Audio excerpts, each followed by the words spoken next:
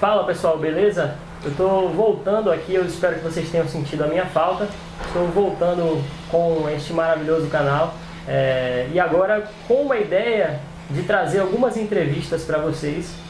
Esse é um período que a gente sabe que estamos nos aproximando das eleições agora e um período extremamente importante, num momento conturbado que nós vivemos, especialmente agora com essa greve dos caminhoneiros que tem dividido muitas opiniões.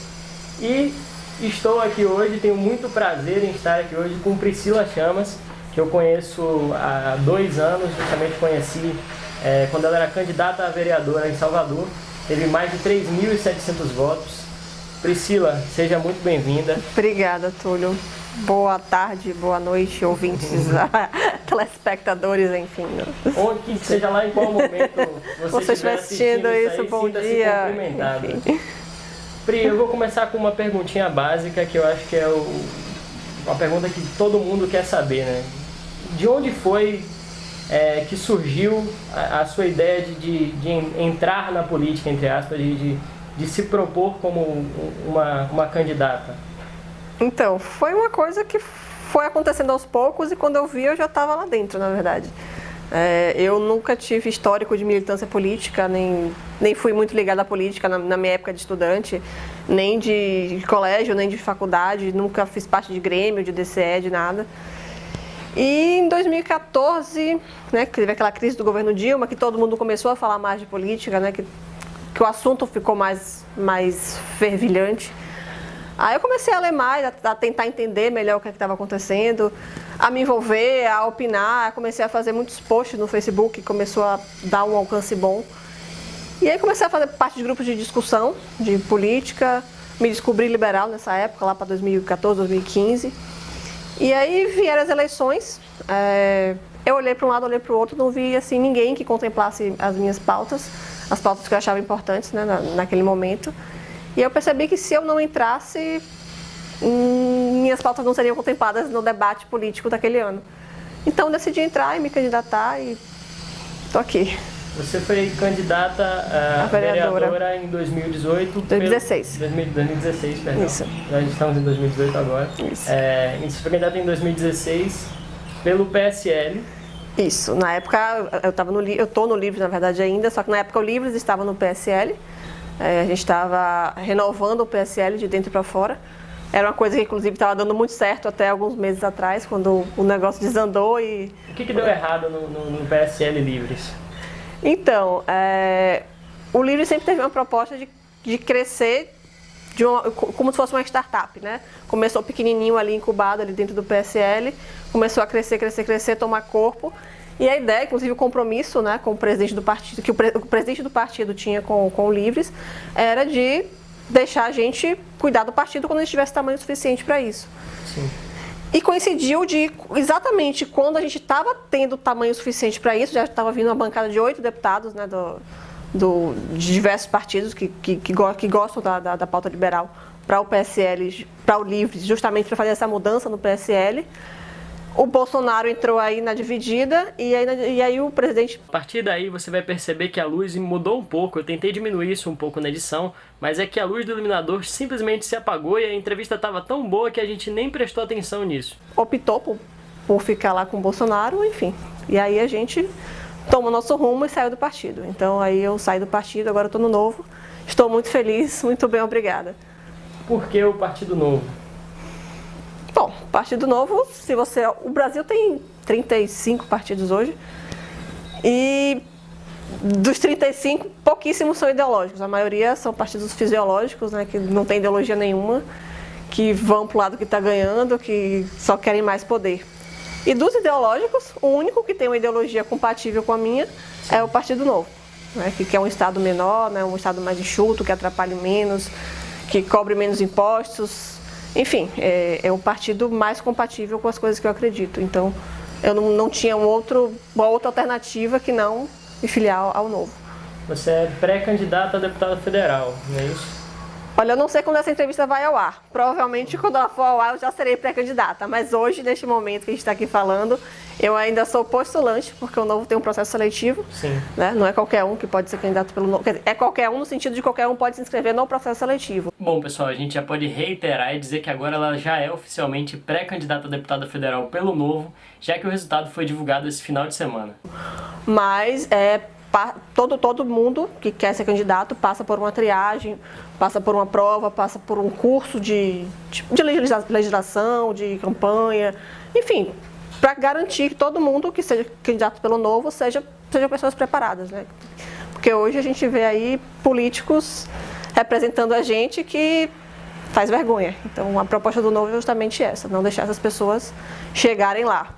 Então é isso, eu acabei de fazer a prova do Partido Novo, eu fiz a prova na terça-feira passada e deve sair o resultado a qualquer momento. Então eu espero que quando essa entrevista for para o ar eu já seja pré-candidata, mas no momento agora eu ainda não sou.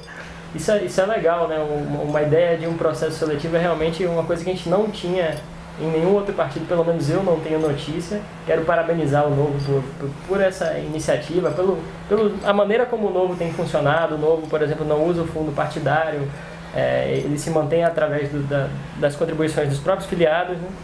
E como que funciona, tipo, como que você que participou, como que funciona esse processo seletivo, como são as fases desse processo seletivo? A primeira fase é uma prova, é uma prova ideológica, né? Até para não ter nenhum socialista lá querendo se candidatar. Tem uma prova ideológica e tem uma prova do estatuto, né? Porque você tem que conhecer o estatuto do partido que você está se filiando. Você passando por essa fase, aí você manda o seu currículo, né? Eles analisam o seu currículo e mandam um vídeo dizendo por que você quer ser candidato e quais seriam mais ou menos as suas bandeiras. Essa é a primeira fase. Sim. Passando nessa fase, tem uma entrevista por Skype. Que eles vão querer conhecer você melhor, saber se você fala bem, se você sabe se expressar, enfim, conhecer melhor suas ideias, se aprofundar mais, né, nas suas ideias. E essa é a segunda fase. Aí passou nessa fase, vai para a terceira. A terceira é composta de... Assim, na verdade é porque esse processo que eu participei foi o último chamamento, digamos assim. Então eles meio que condensaram a terceira com a quarta fase. Sim. Mas assim, a terceira é uma etapa de exposição. Você faz apresentações do partido, você vai fazer panfletagem na rua, enfim, você vai treinando para fazer uma campanha. E a quarta é um curso à distância, né? Mas é um curso de legislação. Você vai aprender um monte de coisa, o que é uma CPI, como é que faz para instituir uma CPI, legislação, o que faz um deputado, o que pode e o que não pode, enfim, vários detalhezinhos legislativos. Você entender o que você está fazendo lá, né? Não chega lá totalmente verde. E aí, no final de tudo, tem uma prova para ver se você entendeu esse curso. A prova final. É a prova final. Essa prova foi que eu fiz a semana passada e espero ter passado. E partindo da perspectiva que você vai passar, quais são os princípios pelos quais você nortearia um mandato como deputada federal? Olha, eu vejo que o principal problema no Brasil hoje, tudo gira em torno da pobreza, né? O Brasil tem muita gente pobre, muita gente que não consegue produzir riqueza. E a gente sempre combateu a pobreza de uma forma muito errada, porque o Brasil sempre atrapalhou as pessoas que querem produzir riquezas, sempre atrapalhou as pessoas que quiseram gerar emprego, gerar renda, empreender. Então, num país que é tão difícil você gerar riqueza, como é que você quer vencer a pobreza? Né? O Brasil é um dos países que mais tributa a folha de salários no mundo. A média dos países desenvolvidos é 22% de tributos na folha de salário. Sim. No Brasil chega a 42%. Isso sem contar FGTS, sem contar férias, 13º. Enfim, é muito caro você contratar um funcionário no Brasil. Então, como é que você quer que o cara saia da pobreza? Como é que quer que o cara arrume emprego, suba na vida, se é tão desestimulado, né, a geração de riqueza, de empregos, de renda no Brasil? Então, assim, eu acho que o custo Brasil é um dos grandes problemas do Brasil. É muito difícil, tanto em questões de imposto, de burocracia, de dificuldade, de segurança jurídica. Enfim, é uma série de questões que a gente pode resumir como custo Brasil. Então, eu decidi focar minha pré-campanha nisso. Sim.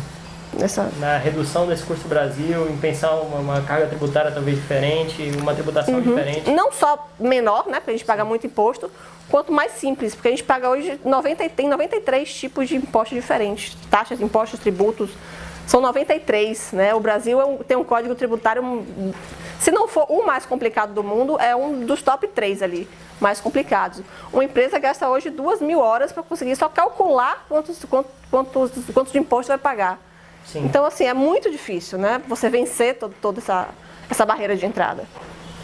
Exatamente, você tocou num ponto para mim que sempre foi chave nessa questão, que você pensa que o setor que uma empresa tem que manter para pagar impostos, o problema não é só o peso do imposto, é a estrutura que você tem que criar para pagar o imposto, que é extremamente complicado de pagar. E a maioria das empresas gasta mais dinheiro com isso, né, com a burocracia em si, do que com o produto que ela faz. Sim. Né, do que o serviço que ela fornece. Você tem, por exemplo, falei disso recentemente, a câmera que está gravando a gente, metade do preço dela foi imposto. Então, é uma pauta de extrema importância. Você tem algum livro que você tenha lido que mudou a sua perspectiva política? Nossa, tem muitos livros, assim. Eu acho que escolher o melhor, assim. Bom, o melhor é a Revolta de Atlas, né? A Revolta de Atlas, eu acho que eu divido minha vida antes de ler a Revolta de Atlas e depois de ler a Revolta de Atlas. Porque, para quem não sabe, ele relata uma greve fictícia de todos os cérebros produtivos de um país, porque o governo atrapalha tanto, né? O governo incomoda tanto, e aí, de repente, todos os cérebros produtivos, todas as pessoas que produzem no país resolveram fazer uma greve, não igual a dos caminhoneiros, mas uma greve, tipo, eles foram embora simplesmente e largaram o país lá, ver navios, para mostrar realmente a importância das pessoas que produzem para a riqueza, a evolução de um país. Eu acho que a Revolta de Atlas seria o meu livro preferido hoje, acho que um divisor de águas. Mas assim, para quem está começando, para quem não entende muito, eu gosto muito dos livros de Leandro Narlock. O Guia Politicamente Incorreto da Economia, por exemplo, é um livro pequeno, super simples de ler, que as pessoas que ainda não conhecem muito de liberalismo, eu acho que é um bom caminho para iniciar. Tem essas lições também, né, que é clássico. E a lei também é um clássico de baixar. Se você tivesse que citar uma personalidade política que te inspira, ou que tenha te inspirado em algum momento, que personalidade política você usaria? Com certeza seria o Roberto Campos, né? Porque não apenas por ele ser um liberal, mas por ele ter tido a coragem de ser um liberal quando ninguém falava nisso. Quando ele teve a coragem de falar em privatizar a Petrobras, quando ninguém falava nisso, quando todo mundo achava isso uma ideia maluca. Então, ele é duplamente meu ídolo, tanto por ser um liberal, quanto por ter tido a coragem de expor essas ideias naquela época que ninguém levava isso a sério. Priscila, você, num possível mandato como deputada, né, que é o que você almeja, já como ainda não pré-candidata, logo talvez já seja. Quem sabe talvez? Quem sabe talvez. A gente tem que falar também, a gente tem que lembrar da questão da legislação eleitoral, que, claro, ela não pode pedir voto ainda, mas ela já pode começar a falar de propostas, isso ninguém é proibido de fazer. Como você espera que, a partir dessa perspectiva liberal, você consiga promover alguma mudança dentro da Câmara? Existem pautas liberais que já são mais aceitas pela maioria da população. Quando eu fui candidata a vereadora em 2016, a minha pauta era toda liberal. E, ao mesmo tempo, eram pautas que a população, de um modo geral, já aceitava. Por exemplo, redução de privilégios. Quando você fala que vou puxar para o deputado agora, que um deputado tem 110 mil por mês de verba de gabinete, que isso é um absurdo, né? Ele tem todo esse dinheiro e recebe um salário de 30 e tantos mil. As pessoas entendem que é um absurdo. É uma pauta liberal de redução de privilégios e as pessoas entendem. Quando você fala que a escola pública é ruim, que o governo gasta muito na escola pública, eu não me lembro o número exato na época da campanha, mas era em torno de R$500 por aluno na escola municipal pública. E existem escolas muito melhores, particulares, que custam menos do que isso. Não seria melhor que o governo desse esse dinheiro para as pessoas pagarem suas próprias escolas? Enfim, as pessoas entendem e gostam. Então, eu acho que vai muito nessa linha de aproveitar as ideias que as pessoas já, de alguma forma, já têm alguma propensão a aceitar, do que parecer radical demais e querer avançar demais e aí não sair do lugar. Acho que vai ser mais nessa linha.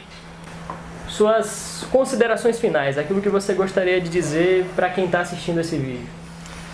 Bom, acho que eu gostaria de dizer que se a gente quer mudar um país, se a gente quer que as coisas sejam diferentes, a gente não pode continuar fazendo tudo igual, né? É meio complicado você querer um resultado diferente e fazer a mesma coisa sempre. Então, acho que é importante que todo mundo se levante da cadeira, faça a sua parte, né? Eu estou aqui tentando fazer a minha. Então, enfim, cada um da sua área, cada um do seu jeito, mas é importante não ficar parado só reclamando no Facebook. Eu acho que é importante a gente levantar e fazer alguma coisa para mudar o país, que a gente chegou num ponto que não tem mais para onde piorar. Agora a gente tem que começar a consertar. Pessoal, primeiramente um grande prazer estar aqui Muito com obrigada. Priscila novamente. O prazer foi meu. Se você gostou desse vídeo, você já sabe o que fazer. Você vai deixar o seu like, você vai se inscrever no canal, que é extremamente importante. E vai também compartilhá-lo nas redes sociais para sua amiga, para sua vizinha, para sua tia, para sua mãe. Vai mandar para todo mundo no WhatsApp, porque essa é a sua função a partir de agora.